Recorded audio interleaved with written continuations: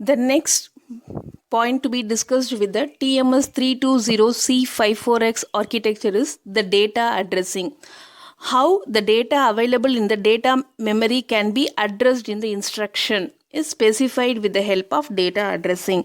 This C54X digital signal processor provides 7 different addressing modes. The first one is immediate addressing mode, where the immediate data with which the instruction has to be executed is made available in the instruction itself. Second one is absolute addressing mode, where the absolute fixed address is available in the instruction from where the data has to be taken. The third addressing mode is the accumulator addressing mode, where the instruction will denote the address of the data to be accessed with the help of the accumulator. The accumulator is used as the register to indicate the address of the data to be accessed. The next addressing mode is the direct addressing mode. In this direct addressing mode, the actual memory address from where the data has to be taken is calculated by taking the address from the data pointer or stack pointer first, then adding the lower 7 bits of the instruction with it. The addition of the content of the data pointer or stack pointer and the lower 7 bits of the instruction result will provide you the actual address where from the data has to be taken by the instruction. This is direct addressing mode. Next is indirect addressing mode. Here the auxiliary registers are used to mention the memory address. Other than accumulator, the auxiliary registers will be providing the address where from the data has to be taken. The next one is memory mapped register addressing mode. In memory mapped register addressing mode, the operands are mentioned in memory mapped registers. With the memory mapped registers, the instruction is not required to mention the register name. It can mention the equivalent memory address which is used to indicate the register. So, in the instruction only a memory address will be mentioned, but the memory address will denote a register. In that register, the address of the data will be available. This is memory mapped register addressing mode. The last addressing mode with the digital signal process C54X is stack addressing mode to address the data memory. With the stack addressing mode, we can add or remove data with the stack. If you want to add some data to stack or if you want to retrieve some data from stack, we will be using stack addressing mode. This is about data addressing. The next is program memory addressing. In this topic, we will be discussing how the data available in the program memory is addressed in the instruction. Actually, the program memory is addressed by the program counter. We know the use of the program counter register. This program counter is the register which stores the address of the next instruction to be executed. The instructions are available in program memory. So, the program counter indicates the program memory address. So, the program memory addressing of C54X digital signal processor is done by the program counter. But sometimes it is also done by absolute addressing.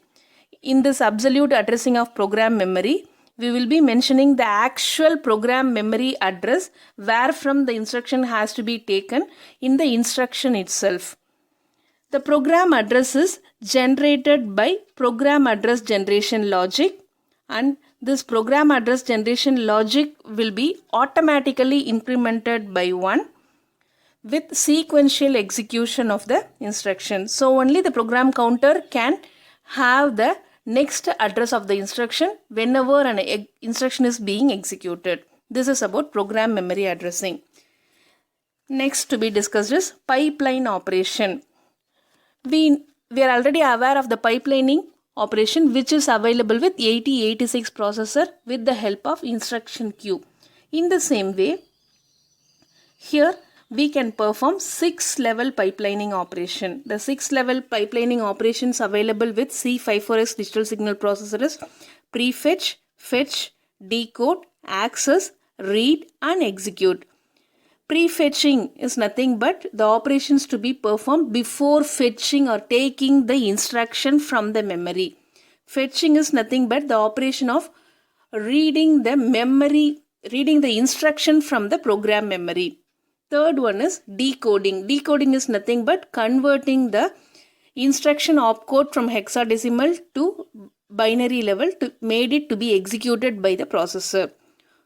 Fourth one is accessing. Accessing is nothing but approaching the data memory to get the operands to be required to execute the instruction. Fifth one is the operation of reading, which is nothing but reading the actual data operands from the accessed memory. Last one is the execution with the help of the decoded instruction and by using the data read by the data memory. Executing the instruction is the last operation with the pipeline. These are all the 6 different levels available with the pipelining operation. You can use 6 instructions per cycle in pipeline, but each instruction will be with different stages. When the first instruction is at the 6th stage of execution, the second instruction may be in the 5th stage, read operation. Third instruction may be in the 4th stage of accessing. Fourth instruction may be in the 3rd stage of decoding. 5th instruction will be in the stage of fetching. The 6th instruction will be in the 1st stage of prefetching. In this way, you can have 6 instructions per cycle in pipelining with different stages. Sometimes with program counter discontinuity, at the situation of branching instruction, call instruction or return instruction, one or more stage of this pipeline may be unused. Usually, the program execution is sequential, so the 6 sequential instructions with different stages will be definitely used and executed. But at the situation of executing the branch instruction or call instruction or the return instruction, we may not be necessary to execute some instruction, so some stages will be unused. This is about the pipelining operation.